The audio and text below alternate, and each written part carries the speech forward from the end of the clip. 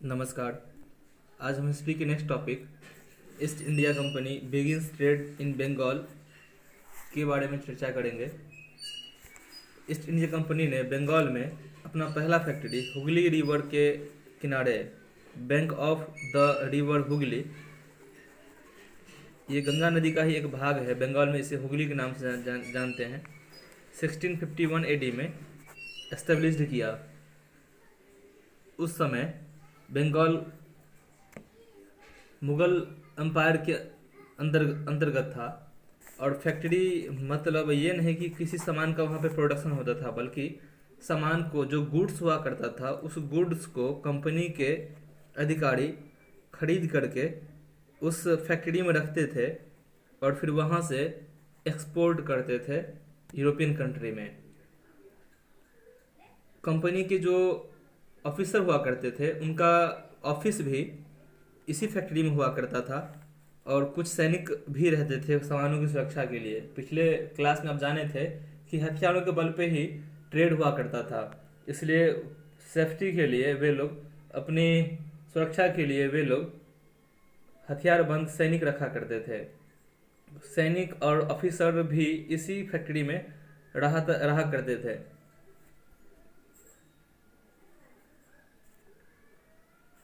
उस समय मुगल एम्परर औरंगजेब थे और 1696 में कंपनी के ऑफिसर्स ने किलेबंदी करना शुरू किया। और तब तब वहाँ का जमींदारी राइट्स भी, 3 गांव का, 3 विलेज का जो जमींदारी राइट्स था, उसने मुगल दरबार से ले लिया। उसमें से एक कालीकट भी था, कालीकटा, जिसे जो बाद में कलकत्ता कहलाया और अब कोलकाता कहलाता है। औरंगजेब ने एक फरमान जारी किया और कंपनी को ट्रेड करने का फरमान जिसमें था, और वो भी ट्रेड ड्यूटी फ्री था, मतलब जो व्यापार कर था वो नहीं लगता था। इसमें एक कमी ये था कि जो स्थानीय व्यापारी थे, जो लोकल ट्रेडर्स थे, उनको काफ़ी मशक्कत करना पड़ता था ट्रेड करने में, उनको काफ़ी घाटा होता था, जबकि अंग्रेज इसका मुनाफा लेते थे। एक तो वो व्यापार यहाँ इंडिया आकर के ट्रेड करते थे और कोई भी रिवेन्यू कर नहीं देता था, जिसका परिणाम ये हुआ कि बंगाल में रिवेन्यू कम आने लगा और खजाना जो था, शाही खजाना, उसमें काफ़ी नुकसान हुआ। उस समय के बंगाल के जमींदार सूबेदार हुआ करते थे मुर्शिद कुली खां। इन्होंने शुरुआत में कोई प्रोटेस्ट नहीं किया, कोई रोक टोक नहीं किया, लेकिन बाद में इन्होंने काफ़ी कंपनी वालों को रोका, लेकिन तब तक बहुत देर हो चुकी थी। कंपनी के लोगों ने कई हथकंडों से बंगाल में अपने व्यापार को एक्सपेंड किया और तरह तरह की सुविधाएं ली। उनमें से एक, पहले तो उसने 3 गांव का रेवेन्यू लेना शुरू किया, जमींदारी को लिया। फिर बाद में उसने कई और क्षेत्रों की जमींदारी अपने अंदर ले ली। इसका नेक्स्ट टॉपिक है how trade led to battles. व्यापार किस प्रकार लड़ाई या युद्ध का कारक बनी, इसमें ये जानेंगे। इसके बाद हम लोग battle of Plassey, battle of Buxar को पढ़ने वाले हैं। 18वीं सेंचुरी की शुरुआत में कंपनी और नवाब के बीच कहासुनी शुरू हो गई थी।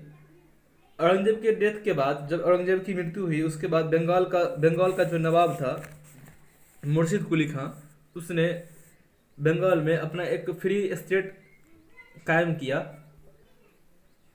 और रीजनल पावर के तौर पे वो उभरे।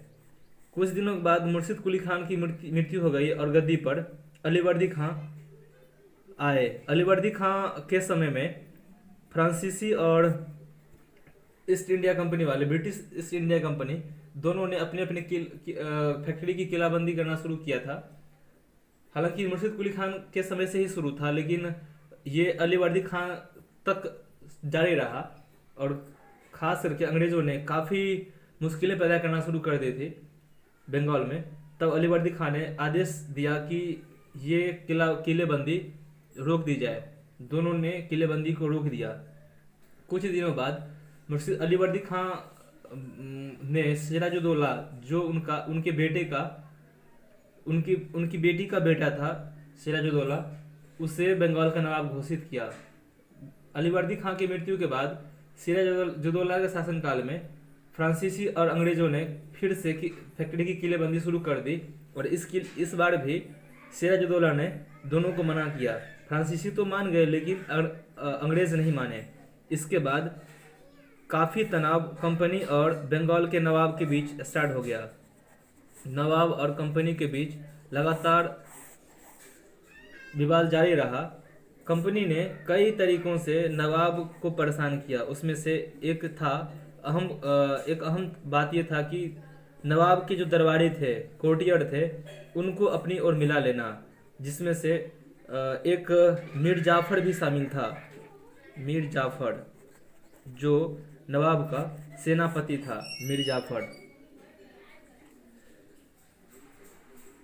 पिछले कुछ कारनामों के कारण जो औरंगजेब ने फरमान जारी किया था और मुर्शिद कुली खान से जो अंग्रेजों ने, कंपनी वालों ने कुछ खास विशेष सुविधाएं प्राप्त की थी, उसके कारण बंगाल में रेवेन्यू काफ़ी कम आने लगा था और खजाना काफ़ी कम हो गया था। कंपनी वाले कई गलत गतिविधि में भी पकड़े गए थे। जैसे कंपनी वाले बगैर रेवेन्यू दिए ही ट्रेड किया करते थे, जिससे स्थानीय व्यापारियों को काफ़ी परेशानियां हुआ करती थी। तो रेवेन्यू देने से बचने के लिए स्थानीय व्यापारी कंपनी से संपर्क करती थी। कंपनी एक पर्चा पे लिख के देती थी कि ये कंपनी का सामान है, और इस तरीके से रेवेन्यू देने से वो बच जाया करते थे।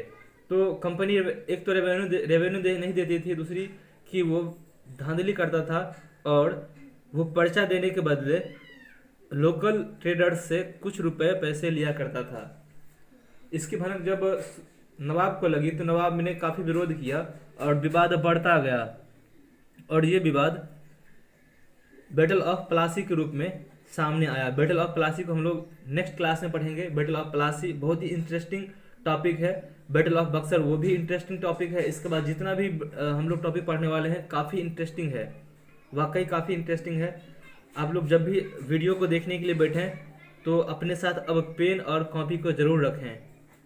यहाँ तक में कोई परेशानी हो, कोई भी डाउट हो तो ज़रूर बताएं। धन्यवाद।